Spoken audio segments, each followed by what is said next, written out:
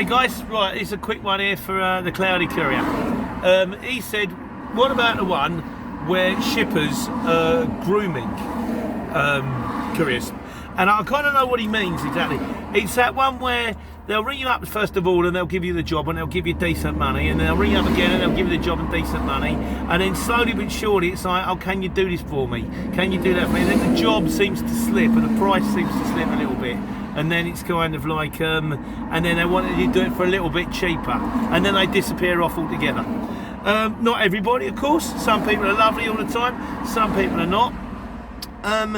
The difficulty, I suppose, is, particularly with some shippers, if you've got a regular job coming out of a regular place, eventually you're going to sit down and you're going to go, right, I'm paying all this money out to subbing it out on exchange. Alternatively, we've got more work than we can handle. Let's go and get another couple of vans, or let's go and get another 5 vans, employ 5 drivers, and it's going to be much cheaper for us as long as they're running all the time. If they aren't running all the time, then it doesn't work. It kind of backfires on them because you're paying the money for the van, the tax, the insurance, the other driver. But I would say, on the whole, it's nothing personal. At the end of the day, it's just business. And I'd also say, don't get necessarily too attached to one firm, because you may find that you're running from all the time, running, and then suddenly the work dries up. Again, nothing personal, just business. It might be that the people that they had contracts for have suddenly ceased. It might be that they've got somewhere else. It might be that they've gone and got themselves another vans and a load of drivers. But that's kind of what you sign up to when you sign up to the exchange. There is something about, you have that freedom. You can work where you want, you know, go where you want, who you want. You quote the kind of money that you want to quote. But then again, at the end of the day, they're also free too. They're free to use you when they want to use you and when they don't want to use you. Also, bear in mind, it works both ways.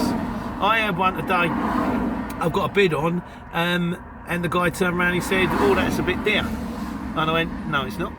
It's 10 pallets. It's not dear at all. And then he says, well, can you do it a bit cheaper? And I kind of went, well, I could. I'm not going to. Then he went back and he ran me back and he said, look, the last time you did this job, you did it for this much.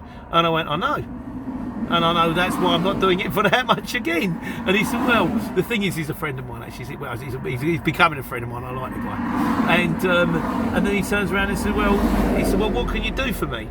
So I give him a price. It was a little bit dearer, but it wasn't scarily dearer. And he said, I'm going to get back to my customer. I went, okay, but bear in mind, while you're getting back to your customer, I am bidding on another 2 jobs that are going out tomorrow morning. And if they ring me in the meantime, I'm going to go, no, I'll send it through. It works both ways. At the end of the day, it's a free market system.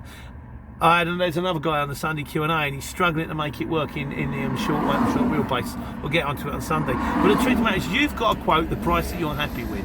And it's not, you don't always have to be the cheapest. You don't always have to, you know, sometimes it's better to like stick to your guns and but quote the right money and hang on and get on through there. If you keep quoting cheap and you keep sort of, you know, if they keep saying, can you do this, can you do that?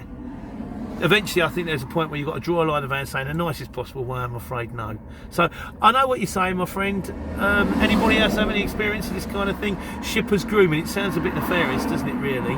But I'm sure that there's plenty of stories that will come out. Please shed some light on it. If you do, we can raise it up on Sunday. In the meantime, break's nearly over. Time to get a load off and take care, take money.